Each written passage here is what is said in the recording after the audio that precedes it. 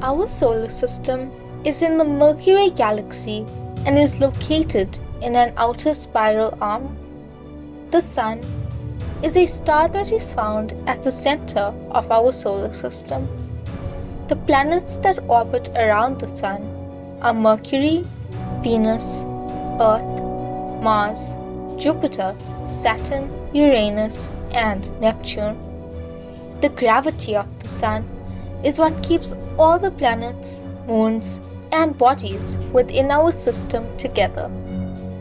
The intense gravitational pull of the Sun maintains the orbit of things as small as particles, all the way up to the gas and ice giant planets. The Sun makes up about 99.86% of the solar system's mass. The Sun is around 1,392,000 kilometers wide, which is 110 times wider than the Earth. Around 74% of the Sun's mass is made up of hydrogen. Helium makes up about 24%, and the remaining percentage consists of oxygen, carbon, iron, and neon. The Sun's surface temperature is around 5,500 degrees Celsius, and its core is around 13,600,000 degrees Celsius. At the center of the Sun, hydrogen atoms, under intense pressure from gravity, undergo a process called nuclear fusion and get converted into helium atoms. The process of nuclear fusion generates a tremendous amount of heat, which causes radiation and eventually the sunlight that reaches the Earth. Once sunlight leaves the Sun, it takes only 8 minutes to arrive on Earth's surface.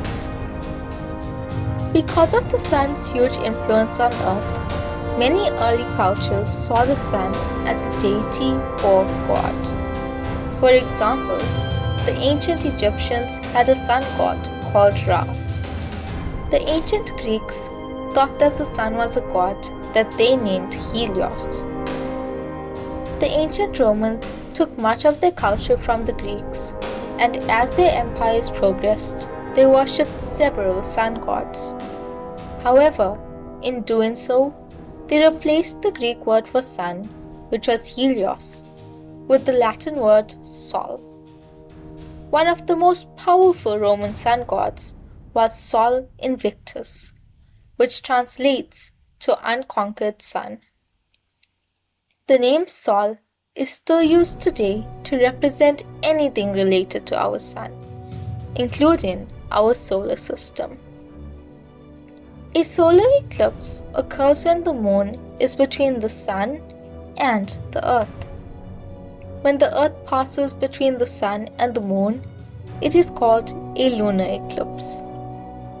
The moon is a dusty ball of rock measuring 3,476 kilometers in diameter. That is roughly a quarter of the size of Earth.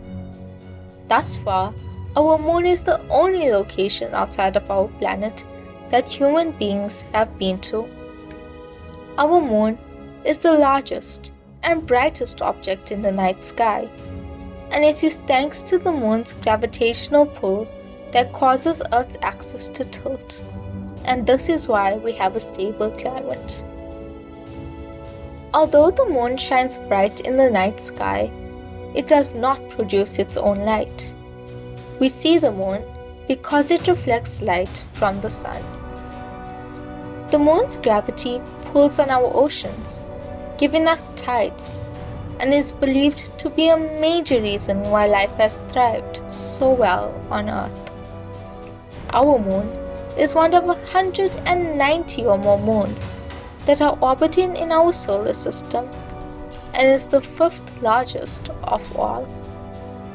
The effect of Earth's gravitational pull on the moon causes the mass of the moon to be pulled towards the center. When we see our moon in the night sky, our view is dependent upon the orbit of the Earth around the Sun, and that casts shadows on the Moon. There are 8 moon phases involving these shadows: full moon, waxing crescent, first quarter, waxing gibbous, full moon, waning gibbous, last quarter, and waning crescent. Throughout most of history, no one has ever thought there would be any other moons, so they simply called ours the Moon. It was not until 1610, when Galileo Galilei discovered Jupiter's 4 moons, that astronomers and society realized that there could be others. The Moon is covered in craters, from impacts from meteors and comets. It is estimated there are about 500,000 craters on the surface of the Moon. There have so far been 12 astronauts that have walked on the Moon. The Apollo 11 mission in 1969 was the first, with Neil Armstrong being the first human to set foot on the Moon. The last mission was Apollo 17 in 1972, with Gene Cernan as astronaut. All missions after 1972 involved unmanned spacecraft. The Apollo lunar flights may have ended in 1972, but the Moon has remained of great interest to NASA and scientists all around the world.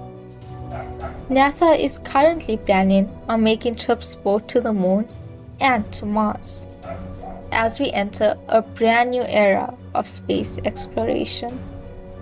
I hope you all enjoyed this video and enjoyed learning about the Sun and Moon.